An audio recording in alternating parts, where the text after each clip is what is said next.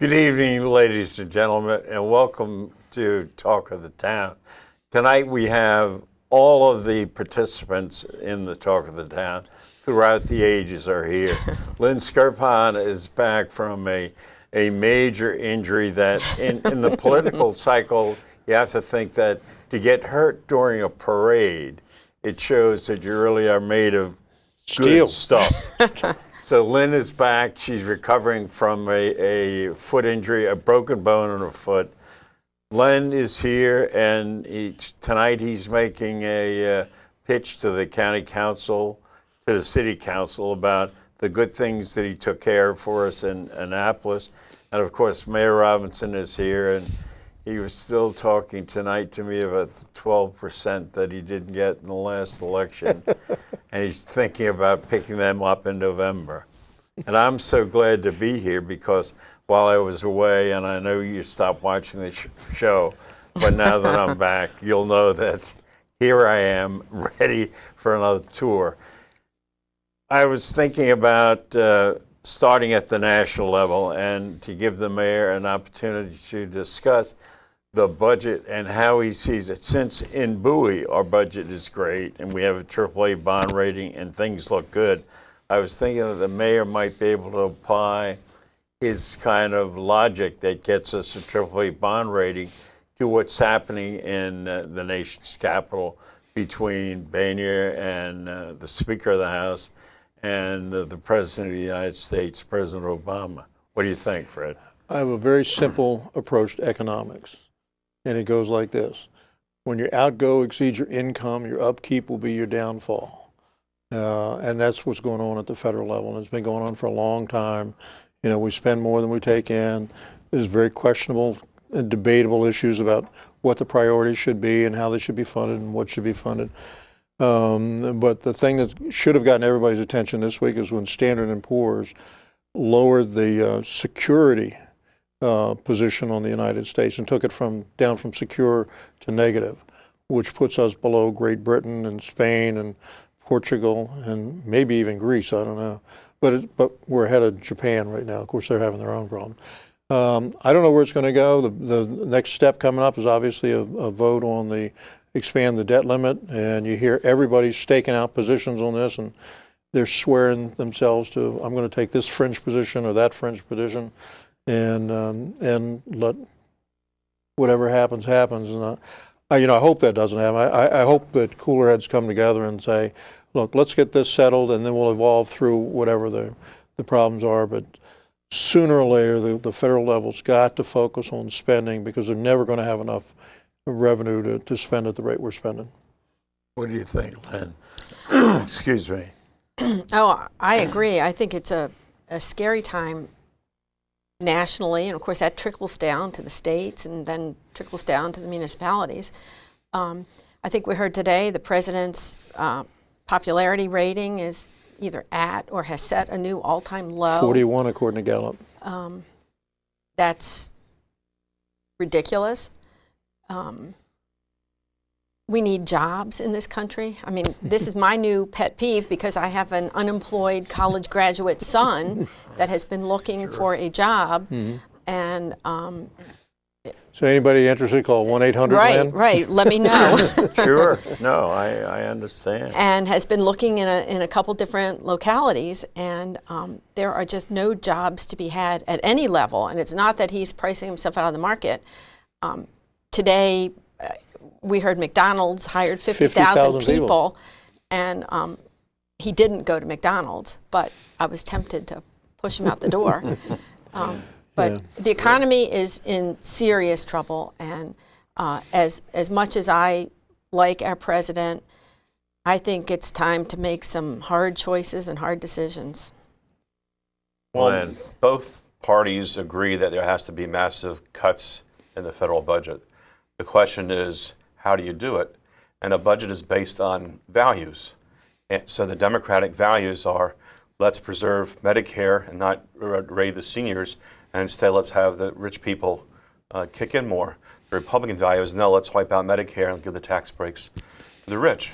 Both of them get to the same destination. The question is, what do you prefer? And it turns out the independent voters prefer the Democratic approach over the Republican approach.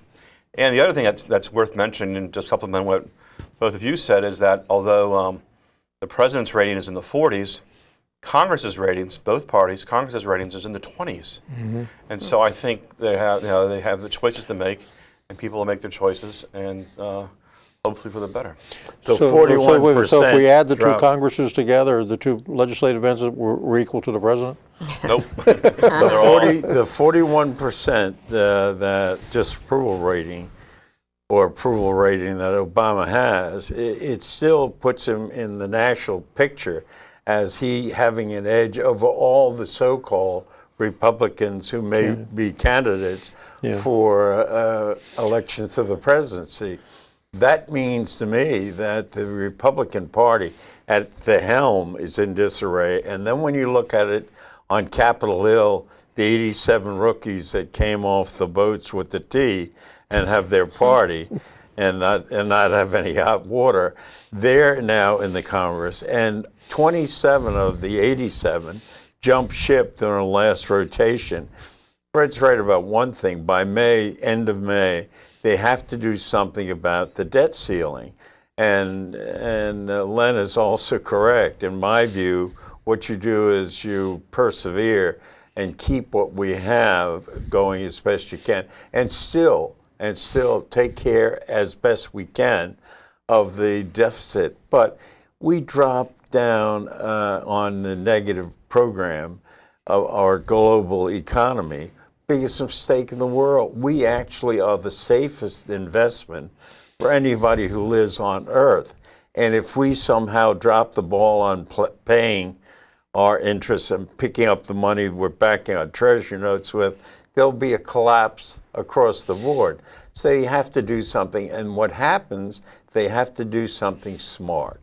They can, I always use the term, the rookies who are in Congress, people like Ryan, and have these big budget things that they're going to cut the heart out of everybody unless you're 55. And if you're 55, somehow you're grandfathered into the whole program, which is nonsense.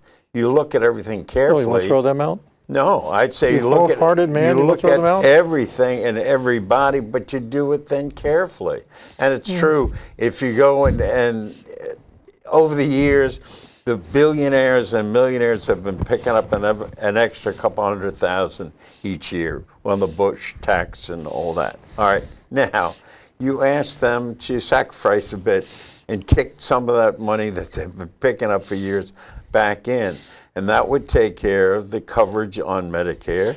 That would take care of the coverage on some of the other things that they're really concerned and worried about. There's not enough money. If you tax everybody at the 100% level, if you seize all the income of the top earners in this country, it'll pay the interest on the debt for a few days.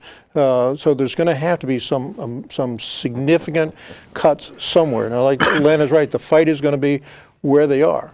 But if you don't cut spending somewhere along the line, we're going to have a problem. Like I said, there's just not the volume of money out there to do it. And we would take care of the immediate problem on the books if we do tax the rich and cover some of the loopholes in the fairly big concerns. GE paid no taxes this year. They got a refund somehow. How they do that, no one knows. But if you take they legally applied a corrupt tax process.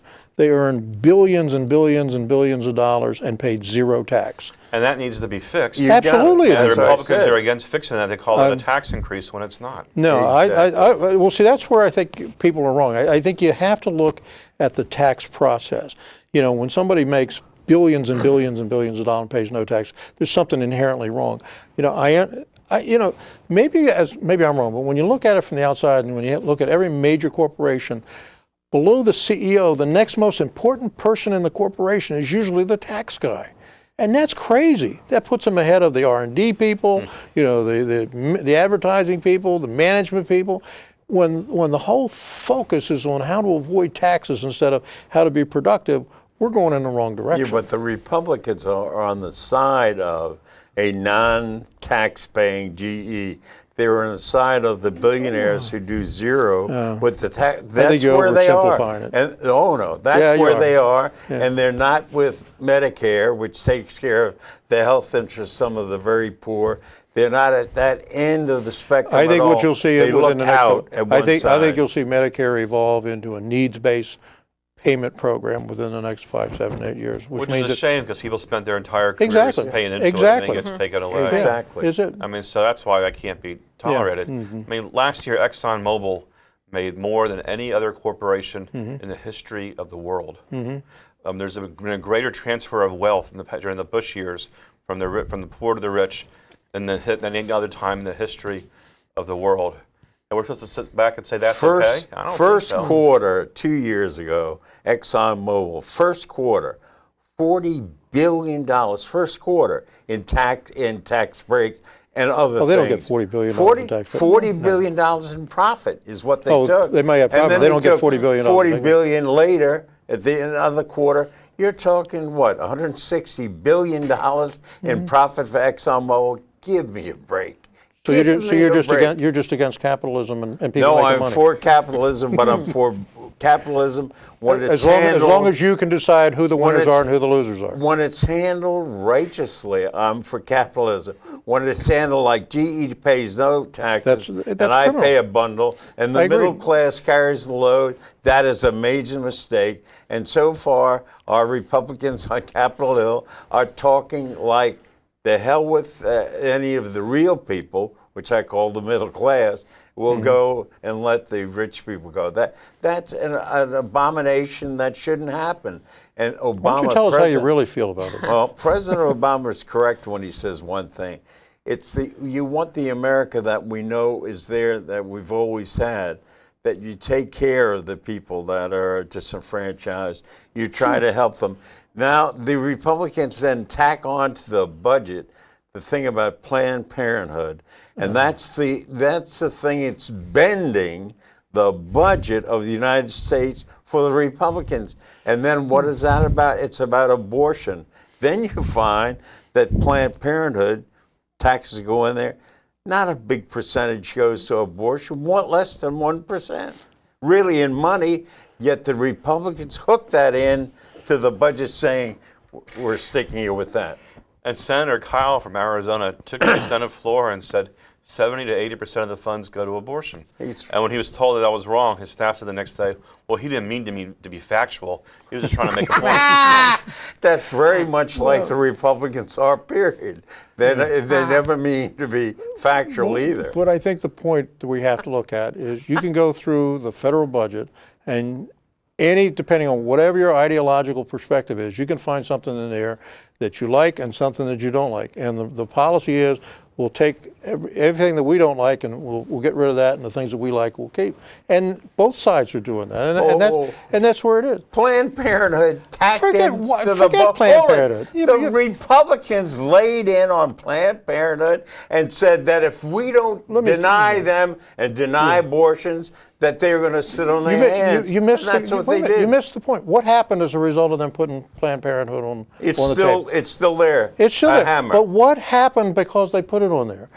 Speaker Bannon broke down and cried. agreed to a 38. They did what? That's a lot. They agreed to a $38 billion reduction in this year's budget. I don't know whether these people are cynical enough to throw that out there as a bargaining chip. But the reality is, it went on the table, it came off the table, and $38 billion came out of the budget. Maybe it's magic. I don't know. It had nothing to do with that. They were running Planned Parenthood game at the budget, which is no reason that it should be anywhere near there. It's a moral question. It should be someplace else.